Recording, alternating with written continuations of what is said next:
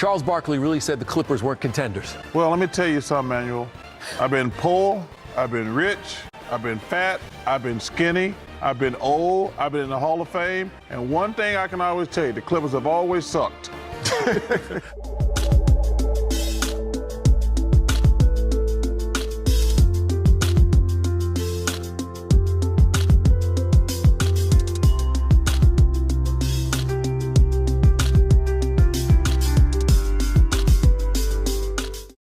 How's it going, viewers? Things are getting juicy out in Los Angeles. And believe it or not, I'm not talking about the Lakers. I'm talking about the Clippers. There is so much drama around this organization, and a lot of people, not myself included because of what you saw in the intro, I kind of see things the way Charles Barkley does, but a lot of people thought heading into this season that the Clippers might actually be title contenders based on the talent they have on the roster, based on their veteran experience. Of course, always health permitting. That's a big if with this team. But it looked like they had the pieces to be taken seriously. And then recently you saw the video I made about Kawhi Leonard. He's missing so many games like he's done many times in his career. We broke it down where he plays 50% of the games, 56% of the games ever since he became a Los Angeles Clipper. He's pretty close to having the availability of a coin flip. He has a coin flip's availability. Now we've got drama with Chris Paul. And I gotta admit, in my years of following the NBA, guys, I don't think I've ever seen something like this. I have so many viewers who know the game's history like I do, and you guys might even know of some examples that I'm not thinking of. Has there ever been a time where a guy was having his farewell tour, and then early into that farewell tour, he's just straight up cut from the team? A player of Chris Paul's legacy, of his stature, that is insane. And originally when it happened, everybody was quick to throw the Clippers management, the Clippers organization under the bus and acting like they did Chris Paul dirty. But the more things come out, we're starting to see that maybe there's actually more to it than just that. Now, CP3 had a lot of issues with the organization, with the higher-ups, but especially with Tyronn Lue. They just butted heads.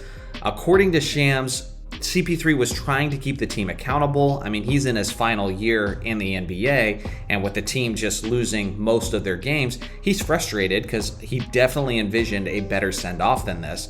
So him being the veteran on the team, he's seeing it as his responsibility to hold everybody else accountable. So he's probably preaching to him defense, effort, all that sort of thing. And it just wasn't taken well. And it kind of makes sense because it's one thing when you're Chris Paul in his prime or Chris Paul close to his prime, but when you're a guy who's playing hardly any minutes on your way out the door and you're the one barking the loudest at your teammates, your leadership's just not going to be heard to the same extent. And then a guy like Ty Lue believes, you're stepping on his toes. I also think a part of it is Chris Paul has played in the NBA for a very, very long time. So long that he actually competed for 4 years against Tyronn Lue.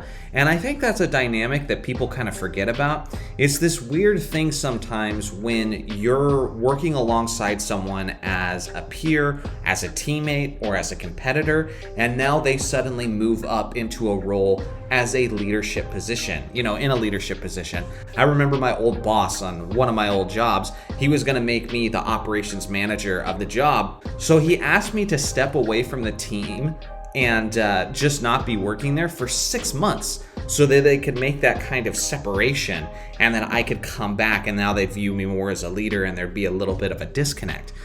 So it's really interesting, and I think that Chris Paul is probably looking at Ty Lue being like, I know this situation better than you do. I know the game better than you do. I am definitely a better player than you are, and so I could definitely see why there would be some butting of heads. But now, and this is the kind of things I almost never talk about on this channel, and I certainly don't want this channel to turn into these juicy gossip kind of details, but Chris Paul was seen, there's footage, just surfacing of Chris Paul seen talking to Ty Lue's girlfriend. And it certainly looks awkward because he's like leaning up there talking, maybe they're flirting, and then the instant Ty Lue comes into the picture, Chris Paul's like, I'm out, says something, gestures to Lue. maybe there's more reasons than we're being led on to believe that Tyronn Lue didn't like Chris Paul. So this situation is just an absolute mess.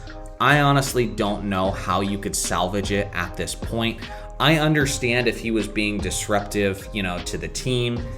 Guys, don't ever go for a woman that's not your woman. Like, just don't do that. If she's not up for grabs, don't do it. But yeah, this certainly doesn't look good. And I get to that extent why the team felt like maybe they had to cut him loose if he was doing that kind of thing.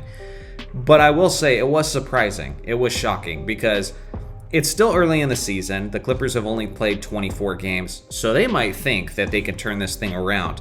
But they have so many problems that I can't possibly foresee them righting the ship. And the thing is, the only option they really have is to be as competitive as they can be this year, because as things get more and more dramatic for them and things get worse and worse, they have nothing to be excited for because they're not even going to get their own pick. Their pick is going to go to the Oklahoma City Thunder, which is a nightmare. OKC is already looking like they're, on the verge of becoming a dynasty, maybe going for 70 plus wins potentially. And now they might get the Clippers' first round pick, which, as bad as things are for the Clippers, they look like they might even be getting worse. If you hate this OKC team and you're sick of seeing them on the mountaintop, then the ones you should be looking at to blame is none other than the Los Angeles Clippers. In a way, they built this dynasty. Because they so badly wanted Paul George, they gave up SGA, they gave up a pick that ended up becoming Jalen Williams, then they have all these other picks on top of that. So in a way, they really did build this juggernaut, and it looks like they're nowhere close to the end of their journey of making OKC as dominant as possible. Does Chris Paul deserve better than this? Possibly. When I first heard the news of his release, I definitely thought so. But now, seeing this footage surface, I'm a little less confident in that position. To the surprise of absolutely no one, he doesn't want to end his career this way and is looking to be picked up by another team. But I would kind of be surprised if that actually happens because I don't know what value he can provide to a roster. Yeah, maybe some veteran leadership and experience, but I gotta imagine that other organizations are not looking at anybody in this Clippers situation too fondly. So what do you guys think? Who's to blame for this epic fallout with the Los Angeles Clippers? I look forward to hearing your thoughts in the comment section below. Shout out to the members for all of your support, and thanks for watching as always. Make sure to like and subscribe for more basketball content, and I'll see you guys in the next video.